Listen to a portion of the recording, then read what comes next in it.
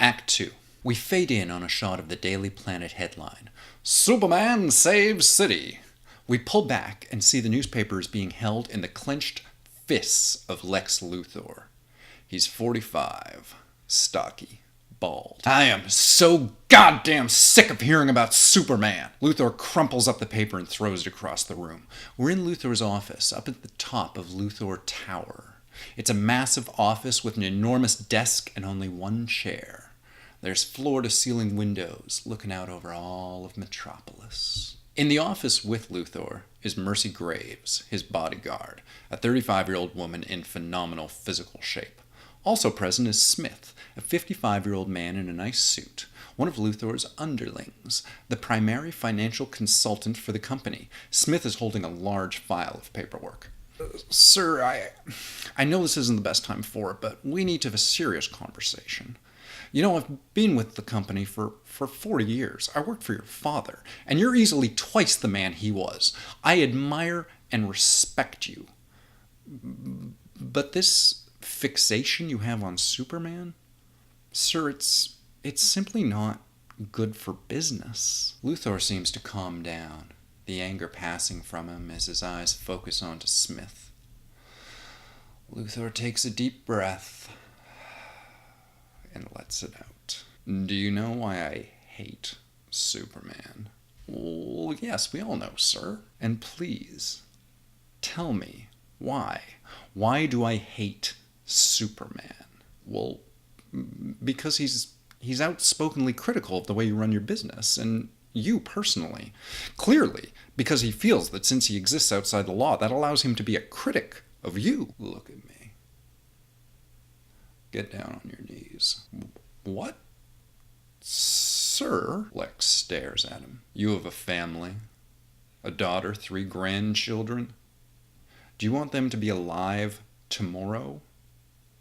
Come over here and get down on your knees. From his desk, Luthor takes out a pair of expensive, dark green leather gloves.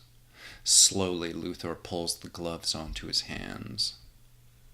Remember how Luthor's office has floor-to-ceiling windows looking out over Metropolis? Luthor guides Smith so Smith's back is to the glass. What happens next happens so that Luthor can look out over the city while it's going on. He thinks he's better than me. With his flying and his ridiculous costume, he looks down on me, on the whole human race, and on me, Lex Luthor. He thinks he's better than me with his perfect body and his beautiful face, with his powers.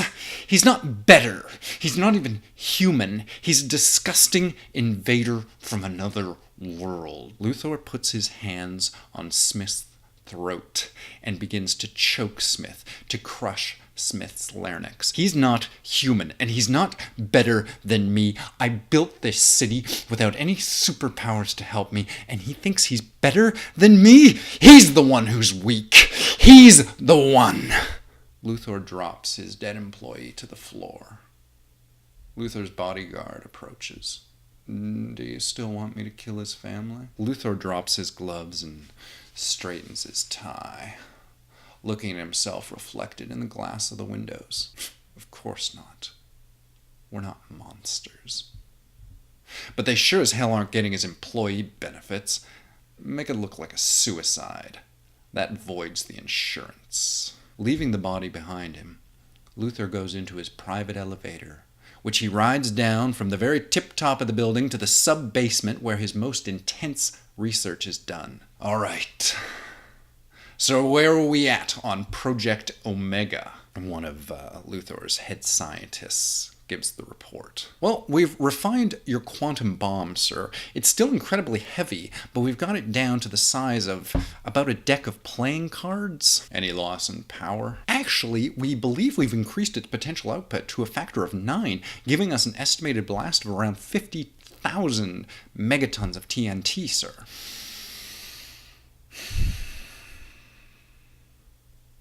I put 100% of my research and design into this, And you're giving me what? A bomb? Sir, nobody's quite sure what will damage Superman. I don't want to blow him up. I want to break him down. Are we abandoning the project? No, we're using it. But as an energy source for the suit. Sir, the suit, sir, it isn't structurally... How long will it take to install? Maybe a few weeks? No. I'm taking it up tonight. So let's get it done. Time passes in Luthor's lab. We see a team of scientists strobing around Luthor as they all work to install the quantum bomb as an energy source for a large costume that almost looks like a small tank in the shape of a human body. The suit is bright green, with dark purple highlights around the edges. Eventually, Luthor and his men complete their work, and Luthor puts the suit on. Sir, if you'd like, we could have the suit transported out to the airfield for preliminary... No. I'll wear it out. Luthor stomps his suit into the elevator, which attempts to lift up, but can't because Luthor is so heavy. Luthor extends a hand towards the ceiling and blasts a hole. Then he flies up his own elevator shaft, doing millions of dollars in damage as he explodes out of the top of the building and shuttles on up into the sky. As he ascends, Luthor comes frighteningly close to a large passenger airplane, sending the plane spinning out of control. Luckily, Clark is on the ground and he sees it all happen. We see him peel back his shirt, revealing the S, and then he's on up into the sky, Clark Kent's clothing falling back towards the earth in shreds. Clark saves the plane and sets it down. Then he takes back up into the sky where he finds Lex floating gleefully above the clouds. Clark has to raise his voice to be heard above the wind while Luthor uses built-in broadcasting equipment. You almost killed those people, Lex. You shouldn't be up here. Do you own the sky, Superman? Are you God? It's not safe. For them or for you. Are you threatening me? I'm offering you a suggestion. If I wanted to take you down, I would take you down. Is that what you think? No, Lex. It's a fact. You don't own a monopoly on the truth, alien. In fact, I would say you're a liar. Superman? What's your real name? Who are you, really? A baby from an alien world? Don't make me laugh. You're an invasion, an infection. You're nothing but a threat. Only to those who do harm to others, Lex. Don't you pass judgment on me, you sanctimonious prick! Easy, Lex. Luthor charges Clark and hits Clark with billions of volts of electricity through tasers built into the gloves of Luthor's suit. Clark spasms and coughs blood, and together they tumble down towards the earth. Lex keeps shocking Clark as they plummet down towards the city. Clark comes to just enough to direct them away from the city to a field on the outskirts of Metropolis. Lex just keeps hitting Clark with everything he has. We feel the friction of the fall, the ground rushing up as Clark's senses are otherwise blotted out with the pain of the lightning that's surging through his body. Luthor is screaming and laughing. They hit the ground with a massive crunch, denting several feet into the soil. Luthor's suit is ruptured and leaking energies. Clark is down for a moment, shaking his head. It's clear that the fall has damaged something vital, and the suit is shaking, an electronic voice warning that it's going to explode. Luthor taps frantically on a keypad built into the back of his sleeve. He's going to die, and it won't come off of him. Alarms on the suit are going off, beeping frantically as a burning sound comes from somewhere deep within the suit itself. Oh God, come on, you stupid! Clark slowly lifts himself up from the ground. He looks pissed. He wipes away his blood on his sleeve, and then slowly he marches over to Luthor. Clark tears off the front of the suit, enough so that Luthor can fall out, and without a word, Clark takes the suit and flies up into the sky. There's a sonic boom that sends Luthor flying. Luthor had been unharmed when Clark pulled him from the suit, but this fall breaks his ribs and a leg. Clark flies up, out into space, and he keeps going. The metal of the suit is beginning to glow from red to white hot, closer and closer to Clark's fingers. He's straining, giving it everything he's got. At last, in the silence of space, he can sense that the time is over. The suit is shuddering apart in his hands. Clark throws the suit out into space as hard as he can. It tumbles through darkness and explodes with the force of a dozen hydrogen bombs. In the background, we can see the moon and Earth. How far are we, really? A few 100,000 miles at least. The shockwave of the explosion throws Clark flying backwards, tumbling head over heels. Unconscious, Clark floats in space, set against the darkness. But on the other side, we can see the sun, and as the light falls onto Clark, he heals and awakens. He looks around himself, confused, and then shakes it off and heads back down to Earth. An ambulance is tending to Luthor as Clark touches down. You should go to jail for what you just did. Prove it in court or eat me, space alien. Classy, Lex. Clark takes off. Later, back in Luthor's office, there's safety tape everywhere. The office still in shambles from Luthor's explosive departure. Luthor, a cast on his leg, his ribs bandaged, is sulking in the dark when a scientist comes rushing into the room. Sir, Mr. Luthor, there's something. We've found something. It's out in space. What is it? The flunky shows a display screen that has an image of a strange object floating out beyond the moon. It's a ship. It showed up not long after your suit exploded. It seems to be visually shielded, so we think we still have a few days before any conventional equipment detects it. Well, let's find out what it wants. Sir, I want you to beam a signal at it. Something strong enough for it to detect. And then we'll see what it has to say for itself. Luthor's scientists send off a pulse of information at the craft, and in response, the craft sends down a little pod, a silver orb the size of a basketball that crashes through Luthor's window and presents itself to him. The pod is a sphere that's also a screen. Once inside Luthor's office, we see it cycle through various Earth signals, radio, TV, internet. It's learning our culture. Then it goes black, and then a face appears. It's difficult to make out. It's all bent out of perspective. It seems too large. The face speaks in an alien language, and the pod translates that language into English for Luthor. You are Earth? I am Luthor. This pod will translate our words. You understand me good, yes? Yes. Good.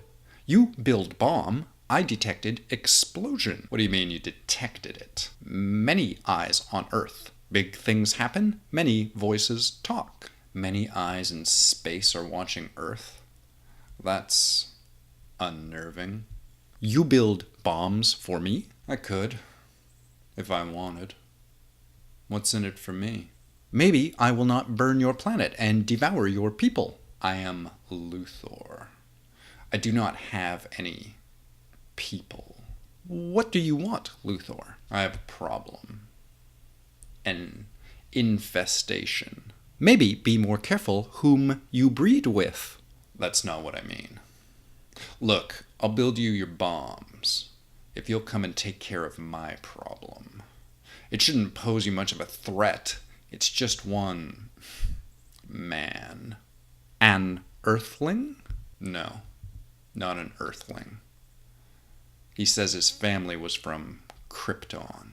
There's a strange sound of laughter. They're dead. All dead. Planet gone. Well, we've got the last one here. I will do this. It is always good to get to kill the last of a species. You're sure you can do it? Kryptonians were a weak species. Nothing of note. How will I find it? He's always flying around somewhere. Kryptonians do not fly. This one does. The pod goes dark and just floats there. Luthor and Mercy look at each other and shrug.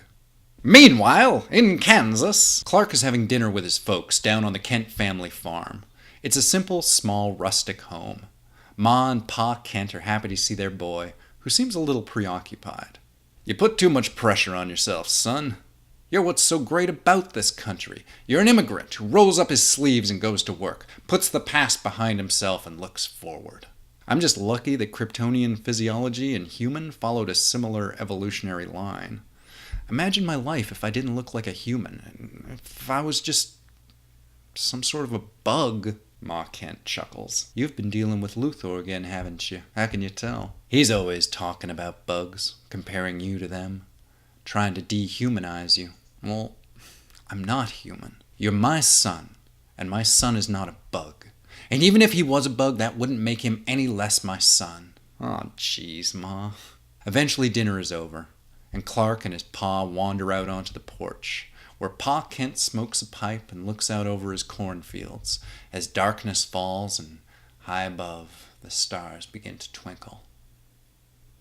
Clark explains, I've studied up on Kryptonian culture with the information that came in the ship you found me in.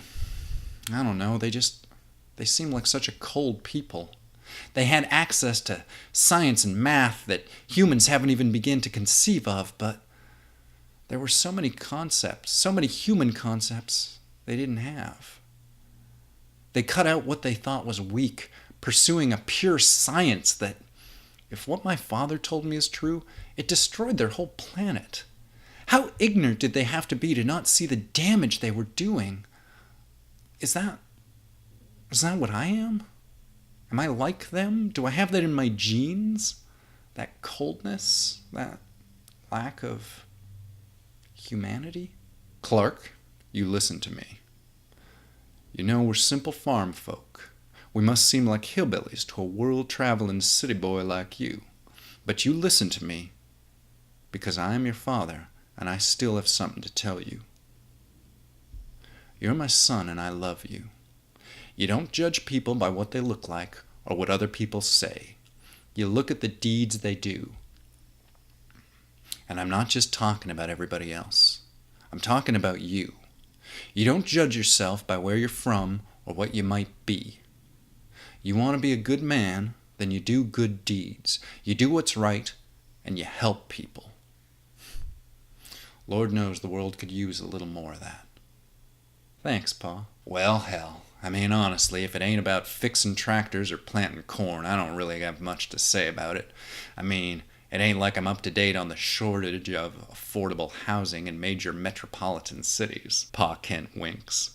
He really does read all of Clark's stories. Thanks, Dad. Now get on out of here so I can help your mother tidy up. You sure I can't give you a hand? Now, coming by for dinner is meant to be a visit, not a chore. You want to go find something good to do with your time? I'm sure you can. Pa Kent waves his son away as Clark lifts up into the sky, floating a good 60 feet up before sonic booming the fuck out of Dodge, so to speak. Act 3.